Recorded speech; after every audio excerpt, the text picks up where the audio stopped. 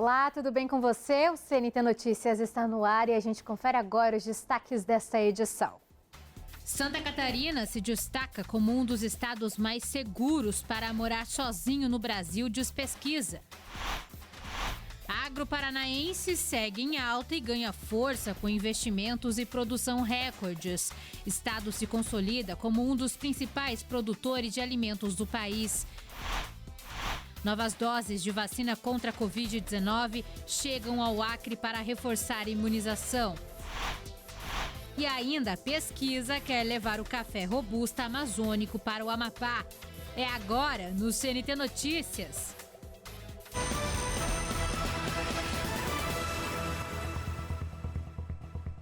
Um levantamento aponta Santa Catarina como um dos estados mais seguros do país para quem quer morar sozinho. A pesquisa mostra que a segurança é um dos principais fatores na escolha de onde viver, influencia diretamente a rotina de quem mora sozinho. Além disso, o estado também se destaca por outros pontos importantes, como custo de vida, clima, lazer e oportunidades de trabalho e estudo. O estudo reforça uma tendência: cada vez mais brasileiros estão morando sozinhos. Segundo os dados, 6 em cada 10 pessoas já viveram ou vivem sozinhas. Entre os principais motivos estão a privacidade, a autonomia e a busca por mais qualidade de vida. E na hora de escolher um novo lugar, a segurança continua sendo decisiva, inclusive para quem pensa em se mudar de estado. O agronegócio do Paraná vive um momento de crescimento e consolidação. O estado tem registrado resultados expressivos na produção de alimentos, especialmente na proteína animal, e se destaca cada vez mais no cenário nacional e internacional. Campo Paranaense segue produzindo em ritmo acelerado e os números confirmam esse avanço. O estado fechou o último ano com recordes na produção de carnes de frango, suína e bovina. Segundo dados do IBGE, o Paraná lidera o país no abate de frango, com quase 35% de participação no mercado. Também está entre os primeiros colocados na produção de suínos, leite, ovos e carne bovina. Isso é uma demonstração que nós estamos industrializando os alimentos, isso é geração de emprego. Nós temos frigoríficos aqui no Paraná que geram 9 mil empregos diretos, uma planta. É mais que uma indústria automotiva. Parte desse crescimento está ligada a políticas públicas que buscam facilitar a vida do produtor. Com mais investimento, o setor ganha força e gera empregos. Em alguns casos, frigoríficos chegam a ter mais funcionários do que grandes indústrias. E o impacto vai além das propriedades rurais.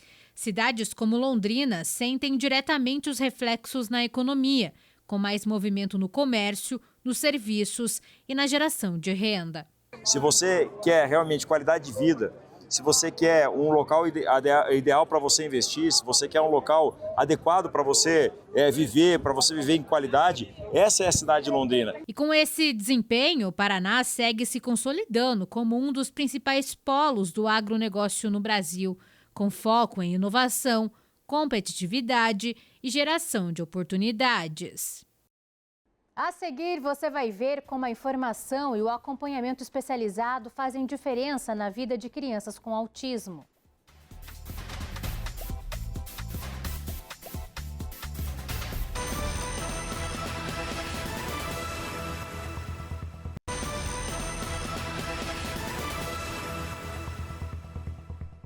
O Acre recebeu mais de 5 mil doses de vacina contra a Covid-19 nesta semana. A distribuição é feita pelo Ministério da Saúde e a logística fica por conta do estado e dos municípios. Só nos primeiros meses de 2026 já foram mais de 21 mil doses enviadas para o Acre. Em todo o país, o total passa de 6 milhões de doses distribuídas. As vacinas são atualizadas contra as cepas em circulação e são prioritárias para idosos, gestantes, crianças e pessoas com doenças crônicas. A orientação é procurar uma unidade de saúde e manter a vacinação em dia. Desde o início da pandemia, o estado já registrou mais de 175 mil casos da doença.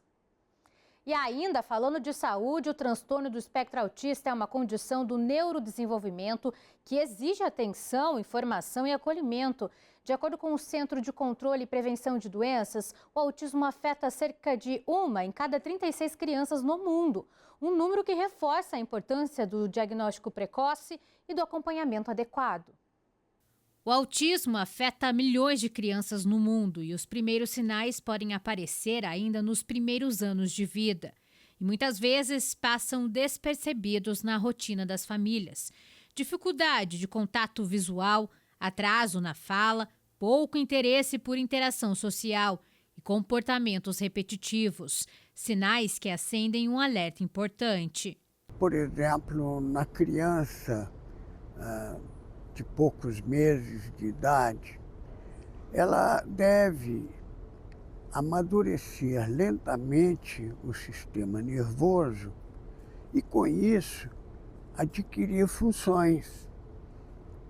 No caso do autismo, como existe esse retardo do neurodesenvolvimento, pode ocorrer, por exemplo, de ela não chorar, ficar passiva no leito, quieta demais. O diagnóstico do autismo não vem de um exame de laboratório, ele é clínico, baseado na observação atenta do comportamento e no histórico de desenvolvimento da criança.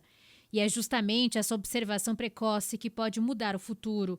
Quanto antes começar o acompanhamento, maiores são as chances de desenvolvimento. Muitas vezes, na primeira consulta, não se tem condição de fazer. Se a família dispõe de algum recurso a mais, pode-se fazer um estudo genético. Então, nesse caso, realmente, há, infelizmente, muitos enganos com relação ao diagnóstico do autismo. Só um profissional especializado poderá fazer um diagnóstico seguro. Com o apoio certo, é possível avançar na comunicação, na socialização e na autonomia. Resultados que impactam diretamente a qualidade de vida na infância e também na vida adulta.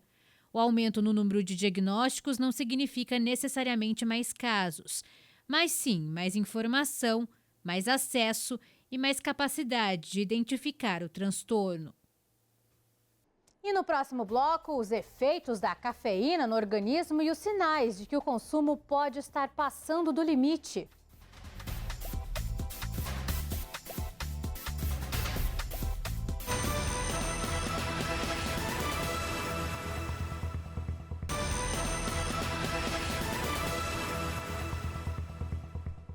O café robusta amazônico, muito produzido em Rondônia, pode em breve ganhar espaço também no Amapá. Pesquisadores da Embrapa, empresa brasileira de pesquisa agropecuária, estão testando a viabilidade do cultivo na região, com foco na adaptação das plantas e na qualidade do café. Os estudos começaram em 2022 e já tiveram colheitas experimentais em 2024. Os resultados finais devem sair em até 5 anos. O objetivo é duplo: recomendar variedades já existentes e também desenvolver uma cultivar própria, adaptada ao Amapá. Segundo os pesquisadores, os primeiros resultados são promissores, com produtividade até acima da média nacional. E o café robusta tem sabor mais forte e mais cafeína. Por enquanto, a produção é apenas experimental e a liberação para produtores vai depender do resultado final dos testes. E que delícia um cafezinho, né? Você aí de casa com certeza já tomou o seu hoje. Queridinho na rotina dos brasileiros, o café levanta uma dúvida. Afinal, faz bem ou faz mal? Especialistas explicam que a bebida pode ser uma aliada da saúde, mas o excesso e o horário de consumo fazem toda a diferença. Confira na reportagem. Do primeiro gole ao longo do dia, o café é sinônimo de disposição. Isso porque a cafeína age diretamente no cérebro, aumentando o foco, a atenção e até o desempenho em atividades físicas e mentais. Mas o que ajuda durante o dia pode atrapalhar à noite. A cafeína pode comprometer a qualidade do sono, mesmo quando a pessoa consegue dormir. Por isso, a recomendação é evitar o consumo nas horas que antecedem o descanso. E quando o assunto é o coração, o café já foi visto como vilão. Hoje, estudos mostram que o consumo moderado não prejudica a pressão arterial, mas pode ser um risco para quem tem arritmia ou sente palpitações. Se o paciente tem alguma palpitação, aquela sensação de batedeira no coração, que às vezes sobe para a região do pescoço, aí sim o café deve ser evitado, porque o café pode se comportar como estimulante nesses casos e piorar essas arritmias. Então, nesses casos, o aconselhado pela cardiologia é que o paciente evite o café. Para pessoas com doenças cardiovasculares, o recomendado é de até, no máximo, 4 xícaras de café por dia. Nesses casos, o ideal é optar por um café coado, um pouco mais fraco. E quando o assunto é o sono, o especialista explica por que a cafeína pode prejudicar a qualidade do descanso. A cafeína afeta o sono porque ela ocupa uns receptores que são da adenosina. A adenosina é uma substância, uma molécula, que ela vai fazendo que ao longo do dia a pessoa vá sentindo cansaço para à noite ter o sono para dormir. Quando a cafeína ocupa esses receptores, a adenosina para de agir. Então, com isso, a pessoa fica desperta, né? E o corpo costuma dar sinais claros quando a dose passa do limite. Irritabilidade, tremores, taquicardia e até desconfortos gástricos podem indicar consumo excessivo de cafeína. Em alguns casos, também podem surgir ansiedade, dificuldade para dormir e sensação de inquietação ao longo do dia. No fim das contas, o café não é nem herói nem vilão. Tudo depende da quantidade consumida, do horário e das condições de saúde de cada pessoa.